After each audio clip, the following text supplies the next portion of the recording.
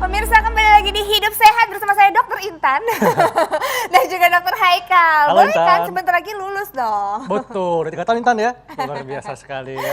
Nah, kalau misalnya Dr. Haikal kan asli ya dokternya, kalau saya di Universitas Hidup Sehat. Oke deh. Dr. Haikal, tadi kita udah Iya. lihat tuh banyak banget tentang pertolongan pertama. Pertolongan Betul. pertama, sebenarnya pertolongan pertama tuh apa sih, Dok? Ya, jadi memang kalau kita mau menolong orang ya, kita mesti pastikan bahwa lingkungan sekitarnya itu betul-betul dalam kondisi yang aman ya, dan pastikan kita punya kemampuan, keahlian untuk menolong orang. Nah, biasanya nih ya, yang kalau misalnya kita menghadapi ada orang yang pingsan, apa yang dilakukan biasanya? Nah, biasanya kalau dia pingsan, aku cepet-cepet kasih minum, Dok. Itu benar nggak sih? Nah, ini yang salah nih. Oh, salah? Ya. Kenapa? Kalau pingsan kan adanya penurunan kesadaran. Iya. Ya. Saat pingsan itu fungsi menelan dan batuk tidak bekerja dengan baik. Kalau kita paksakan kasih air minum, maka kemungkinan cairan akan masuk ke saluran nafas. Dan ini bisa bikin tersedak dan berakibat fatal, Intan. Wah, malah bahaya ya. Iya, Iya. sering banget tuh kalau ada orang pingsan kan kayak dipaksa buka mulutnya, dikasih air kayak 1 sendok 2 sendok, itu Itu nggak ternyata nggak boleh boleh. ya? Dikasih air minum kalau sudah mulai sadar. Itu pun juga mesti pelan-pelan ya, nggak boleh Nah, kadang-kadang nih ya kalau misalnya pingsan, terus kita tuh kayak udah buru-buru supaya dia bangun, kasih minyak gosok, kadang-kadang tuh di hidungnya dibalurin banyak banget, itu boleh, dokter? Nah, sebetulnya nggak begitu membantu ya, karena yang mesti perhatikan adalah pastikan asupan oksigen itu terhirup dengan baik oleh korban. Jadi ketika ada yang pingsan, pastikan lingkungannya itu bisa memungkinkan udara segar, termasuk oksigen, terhirup dengan baik oleh si korban. Nah, kalau kita memaksakan atau terlalu banyak memberikan minyak gosok, itu takutnya bisa mengganggu aliran oksigen tadi. Oh, malah bahaya, malah nggak Iya. boleh ya. Nah, dokter kan ini kan banyak banget nih kayaknya nih. Ini apakah ini alat-alat pertolongan pertama atau gimana, dokter? Ya, nah ini kan karena masih pandemi ya, pastikan kalau kita mau nolong orang, pastikan tangan kita bersih ya. Itu yang mesti dilakukan pertama kali. Nah, terus misalnya nih, kita mesti bedakan antara tersedak dengan keselak ya. bedanya Kadang apa, Dok? kalau ada orang yang tersedak ya, ketika makan langsung kita kasih minum. Nah, ini sebetulnya mesti kita bedakan. Kalau keselak itu artinya makanan sudah masuk ke saluran pencernaan, tapi nggak lancar karena ketika makan orang tersebut sambil bicara atau tergesa-gesa. Nah, tapi kalau tersedak itu ada batuk. Batuk adalah usaha tubuh untuk mengeluarkan benda asing. Kalau kita kasih minum artinya kita melawan refleks tubuh tadi, melawan usaha tubuh, malah bisa berisiko mendorong sumbatan tadi semakin masuk ke dalam tubuh. Jadi kalau tersedak, itu ada batuk, itu jangan dikasih air minum, tapi kita pukul punggungnya. Pukul di punggung di bagian belakang antara tulang selangka, ya, atau kita lakukan Heimlich maneuver. Jadi si penolong memeluk korban dari belakang, sambil tangannya dikepal, ya, dan menghentakkan diafragma tubuh si korban. Diafragma tuh di mana sih, Di dokter? sini antara rongga dada dan perut. Jadi ditekan, hentakan, membantu supaya keluar tuh sumbatan makanan tadi. Oh, nah ini kan berarti kan yang nggak boleh kan, ini kan pertolongan pertama ini adalah yang paling menentukan kita untuk menolong seseorang ya. Betul. Ini berarti yang tidak boleh dan perlu dihindari yang pertama, kalau orang pingsan nggak boleh dikasih air minum. Betul, ya.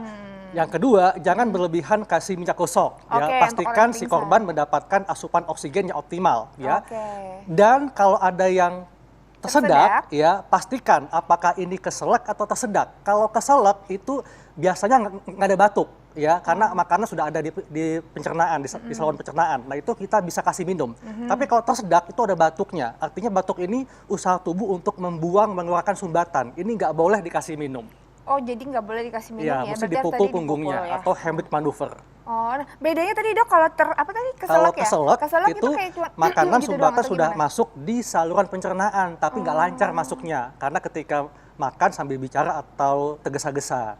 Gitu. Oh, nah ini di depan kita kan ada mentega, ada Ya. odol. Biasanya kalau ada luka bakar, itu aku olesin pakai mentega atau Ya. enggak odol. Itu benar nggak, Dok? Ini Kalau kata misalnya orang kena tua odol? ya, Iya. dan ini adalah salah ya. Salah. Kalau kita mengoleskan luka bakar dengan pasta gigi, ya, atau mentega, ini akan meningkatkan resiko iritasi pada luka bakar tadi. Kenapa? Iritasi muncul karena kandungan yang ada di dalam pasta gigi atau mentega. Nah, kalau iritasi meradang dan bisa meningkatkan resiko infeksi.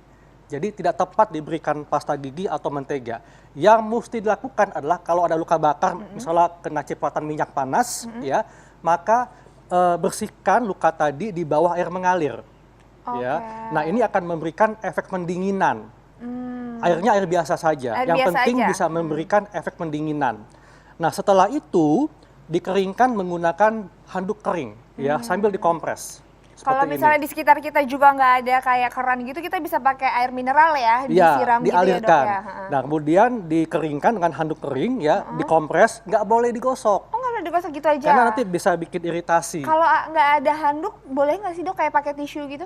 Baiknya kain. Oh, ya, baiknya kain, karena takut nempel ya? Betul.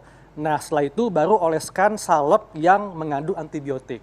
Oh. Dan pada saat penyembuhan itu suka ada gelembung kan, itu nggak boleh dipecahkan. Nggak boleh dipecahin Ya, sendiri. betul. Nah, tapi Dok nih kadang-kadang ada satu lagi, kalau kelilipan Dok matanya, biasanya dicuci pakai air sirih atau misalnya kayak direndam-rendam gitu pakai air sirih, itu benar nggak sih Dok? Nah, itu tidak boleh ya. Oh, nggak Jadi boleh. kalau mata kelilipan, kita mesti pastikan di mana letaknya. Caranya kita bisa melihat cermin, kemudian kita buka kelopak mata kita, ya.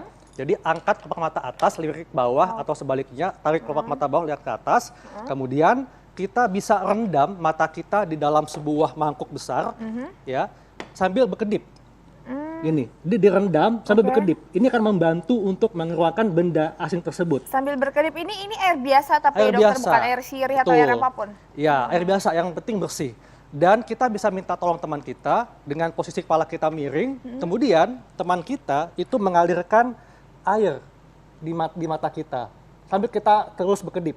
Oh, tapi air biasa? Air biasa, yang bersih ya. Oke, Gitu, air yang Intan. bersih. Jadi bisa dari kayak apa tuh namanya mangkok besar, bisa juga disiramin ya. Betul. Iya, artinya nggak boleh salah ya melakukan pertolongan pertama Ya. karena ini adalah langkah awal untuk menyelamatkan orang lain. Setuju, Intan. Ya kan? Aduh, udah pinter kan? Udah bisa belum jadi dokter? Bisa, Intan, bisa banget. Kan kalau dokter Haikal, dokternya ahli pertolongan pertama. Kalau aku ahli cinta pertama dong. Oke deh, waduh, ini luar biasa ya. Iya. Tapi Intan, setelah ini ngomongin cinta pertama, lagi musim kawinan nih. Oh iya. Di pandemi tapi ada hajatan ya, tapi ini malah bisa membuat klaster baru COVID-19.